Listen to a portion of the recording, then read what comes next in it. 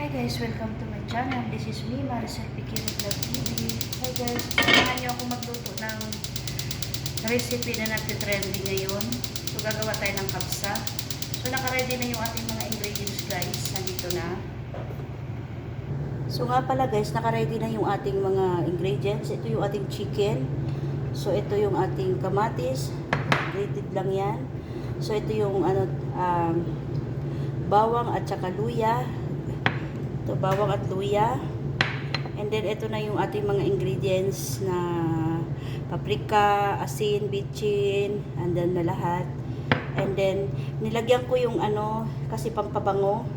Tapos, sibuyas. And then, ito, dahon ng laurel, cinnamon stick.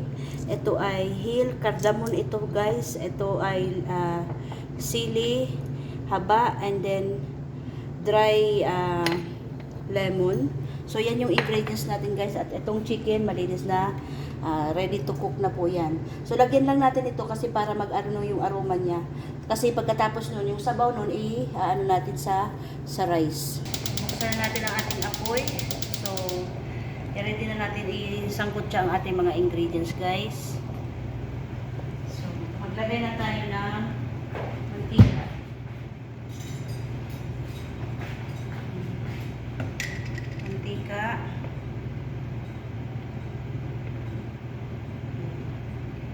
Dalawa.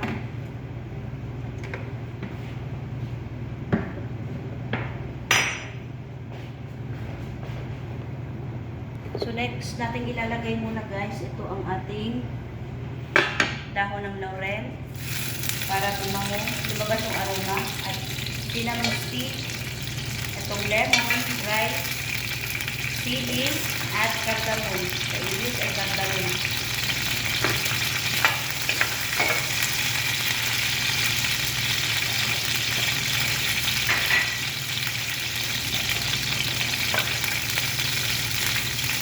Pwede na rin natin ilunod yung ating balat ng bawang.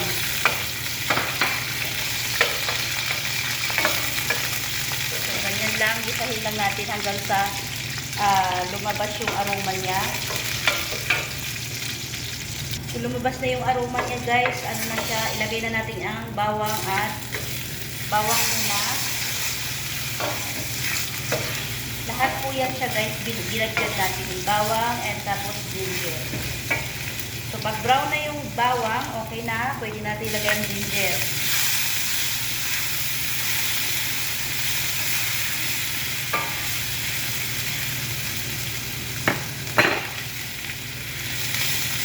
Okay na yung ginger guys. Pwede na natin isunod yung ating sibuyas. Isang malaking sibuyas lang guys. Regular size lang, hindi as in sobrang laki.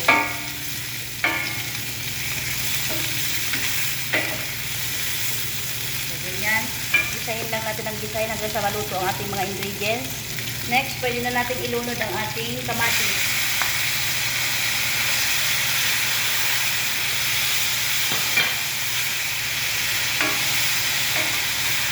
Mga 5 minutes guys, tutuloy natin yung ating ingredients.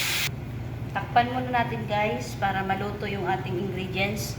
Pag melted na, alam na natin, pwede natin ilagay ang ating mga condiments.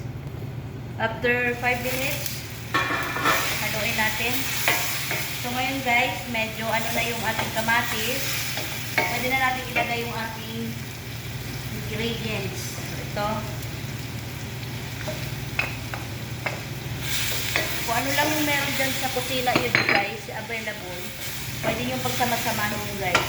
Tapos kulang pa pala guys, maglalagay ako ng chicken cubes. Isang ganitong chicken cubes ilalagay natin para malasa yung ating rice. So, alam mo naman guys, kailangan na malasa siya para magustuhan ng ating amo. So, yung ingredients natin, huwag naman yung sobra. Yung lang, sakto lang. So, guys, eto ating ingredients, guys, is pwede na natin ilagay ang ating chicken. So, chicken, itong chicken natin. Malinis na yan siya, guys, sa talagang Isang buo lang siya, guys.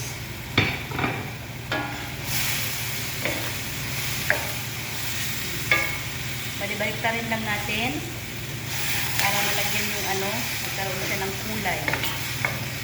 So, ganyan lang siya, guys. Ganyan muna natin. 5 minutes, ganito, 5 minutes. Ano. Mga total overall lang nito is 30 minutes. So, next, tingnan na natin. Balik ta rin naman natin ulit. Kailangan na yan natin balik ta rin para hindi masunog. Balik ta rin naman natin ulit. 5 minutes ulit, guys. And then, saka natin lagyan ng water. 5 minutes lang din ulit. Takpan ulit natin. So, tapos na ang 5 minutes. Pwede na natin siya lagyan ng water.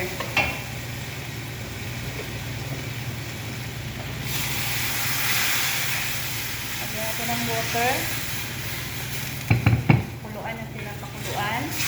Then, yung ano na to, yung sabaw, yung pinagpakuluan ng manok, is pwede nating i-sabaw sa rice. Ito din yung ano natin ng rice.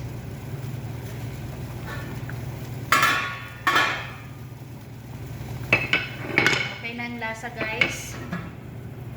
So, okay na yan. Pakuluan natin to siya, guys, ng mga 20 minutes. O, tapos ilalagay natin sa oven. Naka-open na pala yung ating oven. Wala lang siyang ilaw kasi napundi na yung ilaw. So, guys, okay na siya, guys. Pwede na to, guys. Naka 20 minutes na. So, overall, 30 minutes na din to kasi 5-5. Kabila 5. And then ngayon, patayin natin ang apoy. Ilipat natin to dito sa ating, kasi ilalagay natin siya sa oven. And then, sasalain natin yung ating sabaw. Salain natin ang sabaw para ito yung isasabaw natin, ano natin sa ating rice. So, naka-ready na yung ating salaan. So, yan na. Okay. Then, ibalik natin dito sa ating ano.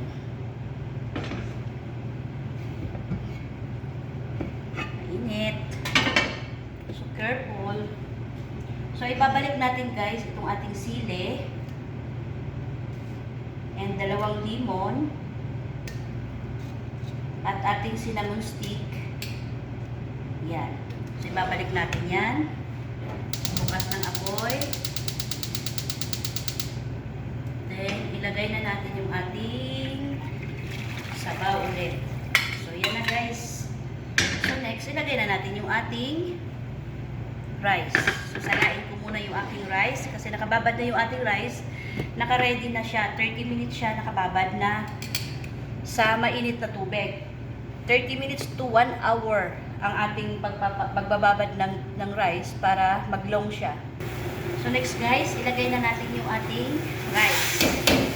And then, yan. Ganyan na natin yung ating rice.